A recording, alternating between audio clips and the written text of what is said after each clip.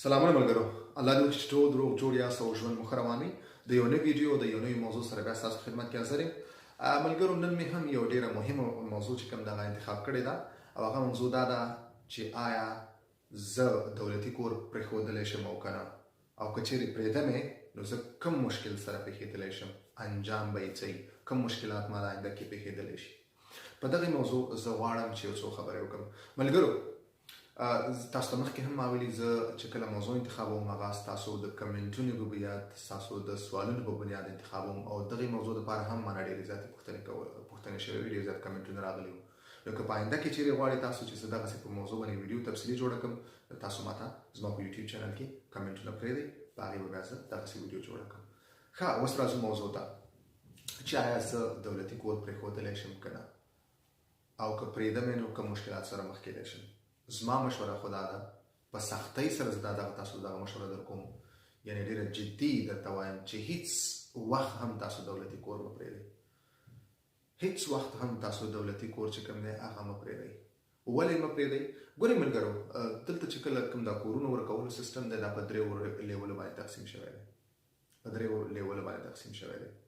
بل مثال په توګه زه یو مثال در کوم. که چېرې تاسو ته خپل د شلم کور چې کوم عمري کور تاسو ته درکولی کېږي، هغه که تاسو د چېرې 4 کالو کې د سوسیال کور تاسو ته درکولی کېږي، دغه 4 کاله باید ته په دولتي چوکاټ کې اوسېږي، هله به ته دغه کور ته رسېږي. ته بیرون هم اوسېدلی شي، صحیح ده، بیرون هم ته هر کال یې به ځې میغې ته، او هغه سوسیال کور ته به دمان کې، او هغه به هر کال یې نوی کې. کېدای شي هغه 10 کاله والي، کېدای شي هغه 8 کاله والي، کېدای شي هغه 15 کاله والي، کېدای شي هغه 12 کاله والي. هغه هیڅ وخت دقیق معلوم نه دی. ولې که چېرته ته دولتي کور کې، نو ته په 3-4 کالو کې هم، 5 کالو کې هم تاله شلم کور درکولی کېږي، ډېر زر هم درکولی کېږي. مثال به واخلو چې دا په 4 کالو کې درکولی کېږي تاسو له، صحیح ده.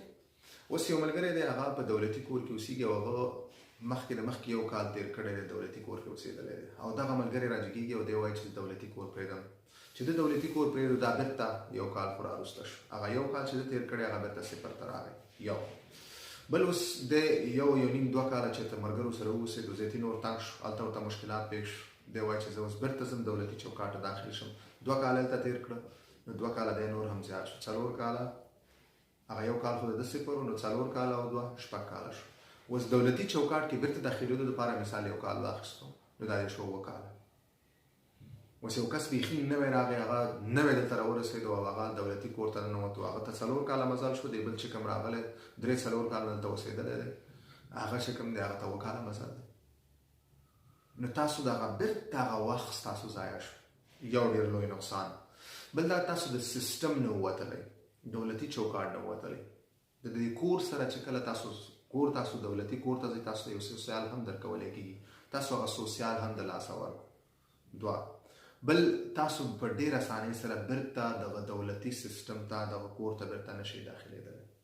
3 بل، ملګرو، دلته که تاسو دلته اسناد اخلئ، دلته کار کوئ، سبا ستاسو دلته ژوند ستاسو دلته جوړېږي، دغلته بیا اوسېږئ، دغسې ستاسو دلته عمري ژوند کېږي. کله چې دلته عمري ژوند کې او ته کله کار کې، نو ته باید داسې یو ځای ولرې چې هغه کې ارام یې، ته هلته ارام یې، ته په ارامۍ سره ژوند کولی شي، تا ته مشکلات نه وي، تا ته هغه تکلیف نه وي. طبیعي خبره ده. بل، 1 کال 2 کاله 1 کال 3 کاله بعد به ته خپل فامیل راولې. نو که ته دولتي سیستم نه بیرون یې، ته به فامیل چې راولې، هغه به خپل ځای ګوري، په شخصي پیسو به ځای نیسي. بیا مثال که تاسو پاریس کې چېرې اوسېږئ، دلته پاریس یا ایل د فرانس کې اوسېږئ، نو دلته تاسو ته بیا کرایانې معلومې دي چې تاسو په څومره. طبیعي خبره ده، ته به ایل د فرانس کې هر کس کوشش کوي چې مثال که پاریس کې کوم خلک اوسېږي، نورو ښارونو کې به هم داسې حالت وي. کوشش ته چې دلته کار کوې، نو ته به کوشش کوې چې ته نږدې اوسېږې، کار ته زر لاړ شې، زر راشې. نو که چېرې ته سبا فامیل راولې، دغه ټول هغه څومره چې مصارف دي هغه ستا په سر دي. دا یې بل یو لوی نقصان دی.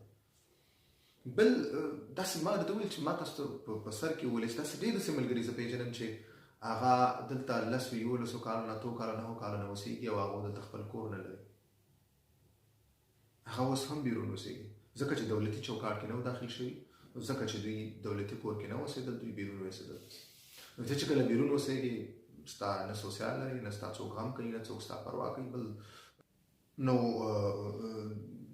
تاسو د خپل کار کوئ هغه هم پوهېږي چې دوی خپل کار کوي خپله تنخوا اخلي خپل ځان سپورټ کولی شي خپله اوسېدلی شي خپل کور په کرایي نیولی شي صحیح دی نو ستا بیا په غم کې څوک نه وي نو تاسو ملګرو هیڅ وخت په هیڅ حالت داسې مه کوئ چې تاسو دولتي کور پرېږدئ بل ما درته ویلي چې کوم ستاسو مشکلات دي په دولتي کور کې هغه تاسو حل کولو لار لري ستاسو سوسیال شته تاسو سوسیال سره خبره کولی شئ په هغې ورسره کښېنئ تاسو که په هغه وخت کې حل نه کړي ولې څه وخت اخلي چې تاسو هغه ستاسو مشکل حل کړي بل دا ده چې څه نه څه مشکل باید موږ هم واخلو موږ هم درک کړو څه نه څه وخت لپاره یو مشکل سره باید اوسېږو که چېرې موږ بیرون اوسېږو نو مشکلات ډېرې دي ډېرو ملګرو سره به اوسېږو یو کور کې چې چا سره په کرۍ اوسېږي طبیعي خبره هلته به کسان ډېر چې ډېر کسان ډېر نو بیا مشکلات هم ورسره ډېري خبرې به هم ډېري تاسو به زحمت هم ډېر کاږئ هلته تاسو به بعض دفعه خبرې هم ډېرې اورئ بعضې داسې خبرې چې هغه ته نه غواړئ چې واورئ هغه به هم اورېدل غواړئ نو مشکلات هلته ډېري به نسبت چې که ته خپل کور ولرې خپل کور کې به ته ډېر ارام یې